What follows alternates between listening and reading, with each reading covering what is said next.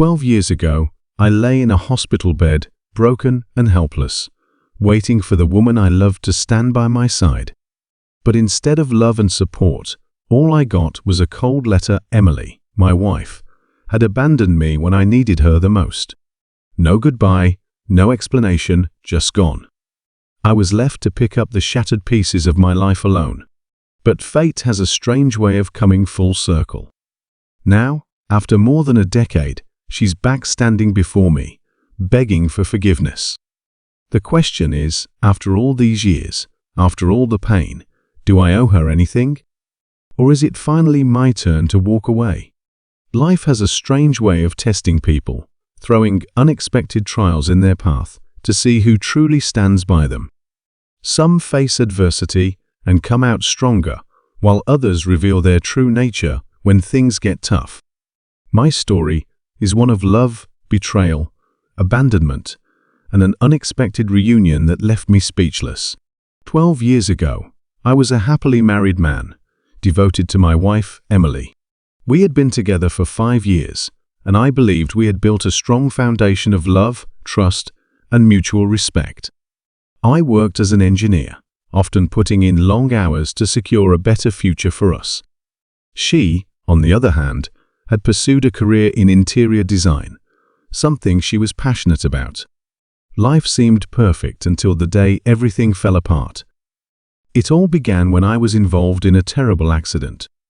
I had been driving home after a long day at work when a reckless driver ran a red light and crashed into my car. The impact was devastating. I suffered multiple fractures, internal injuries, and a severe concussion that left me in critical condition. I was rushed to the hospital, unconscious, with no idea that this incident would change my life in ways I could never have imagined. When I finally woke up, after days of drifting in and out of consciousness, the pain was unbearable. But what hurt more was the absence of my wife. I assumed she was busy or scared, but as the days passed, she never showed up. My family was there, my closest friends visited, but my wife, the person I thought would be by my side, was nowhere to be found. I kept asking about her, but my mother and sister avoided the topic. It wasn't until a nurse handed me an envelope that I realized the cruel truth. Inside was a handwritten letter from Emily. My hands trembled as I unfolded it, hoping for words of love and support. But instead, what I read shattered me completely. "I'm sorry, but I can't do this. I never signed up to be a caretaker, and I don't have the strength to watch you suffer. I need to live my life, and this isn't what I imagined for myself. I'm leaving, and I hope you understand. Please don't try to contact me." I stared at the letter in disbelief, my heart pounding in my chest. The woman I had loved with all my heart had abandoned me at my lowest point. She hadn't even had the decency to say it to my face. She had just walked away, as if I meant nothing to her. The pain of her betrayal was worse than any physical injury I had sustained. I spent months in recovery, not just learning to walk again, but also learning to live without the woman I had once called my wife. My family was my pillar of strength, helping me through the darkest times. There were days when I wanted to give up, but they reminded me that I was more than my pain, more than the heartbreak Emily had inflicted upon me. Eventually, I rebuilt my life. After years of therapy, both physical and emotional, I found success in my career again. I started my own firm, and through sheer determination, I became more successful than I had ever been before.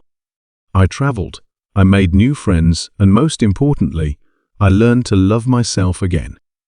Emily became nothing more than a painful memory, a lesson in betrayal that I carried with me. I never heard from her, never looked for her, and as time went on, I truly believed she was out of my life forever. That was until 12 years later, when fate brought her back into my world in the most unexpected way. It happened on an ordinary evening. I had just finished a business meeting and stopped by a cafe to grab a quick coffee. As I waited for my order, I heard a familiar voice behind me, soft, hesitant, almost trembling. "Is it really you?" I turned around, and there she was, Emily. She looked different, older, and there was something in her eyes I couldn't quite place. It wasn't confidence or arrogance like before, it was regret. For a long moment, we just stared at each other. Memories came rushing back, memories of love, of betrayal, of that cold letter she had left me. I had imagined this moment countless times, but now that it was happening, I felt nothing but an eerie sense of calm. She swallowed hard. I've been trying to find you for so long. I never thought I'd see you again. I didn't respond. I simply watched as she fumbled with her words, her hands twisting together nervously. "Can we talk?" she asked. I hesitated, but nodded. If nothing else, I wanted to hear what she had to say. We found a quiet corner of the cafe, and for a moment, neither of us spoke. Then she finally blurted out, "I'm sorry." I let out a small, humorless laugh. "Sorry. After 12 years, that's all you have to say." Tears welled up in her eyes. I was a coward. I was selfish.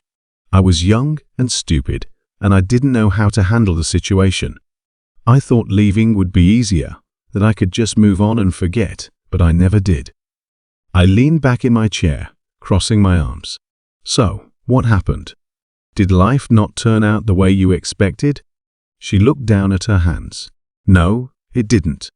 I got remarried a few years after leaving, but it ended in disaster. He was nothing like you. He was cruel, unfaithful. He took everything from me, my money, my dignity, my peace of mind. And then he left me, just like I left you." I could see the pain in her eyes, but it didn't move me the way she might have hoped. Karma had done its job. She wiped at her tears. "I don't expect you to forgive me. I wanted to see you again, to tell you that I regret everything, that I wish I had been stronger, that I had stood by you instead of running away. You were the best thing that ever happened to me, and I threw it away." I took a deep breath. "You're right. You did throw it away. And I spent years picking up the pieces of what you shattered. But you know what? I made it. Without you. And I'm happier than I ever was when I was with you." She nodded, tears slipping down her cheeks. "I understand. I just needed you to know." For a moment, I considered telling her I forgave her. But the truth was, I didn't need to. I had moved on. My peace wasn't dependent on her regret, and my happiness had nothing to do with her apology. So I simply stood up, looked at her one last time, and said, "Take care, Emily." And with that, I walked away this time. I was the one leaving, but not in pain, not in anger, just free. Because some doors, once closed, are meant to stay that way.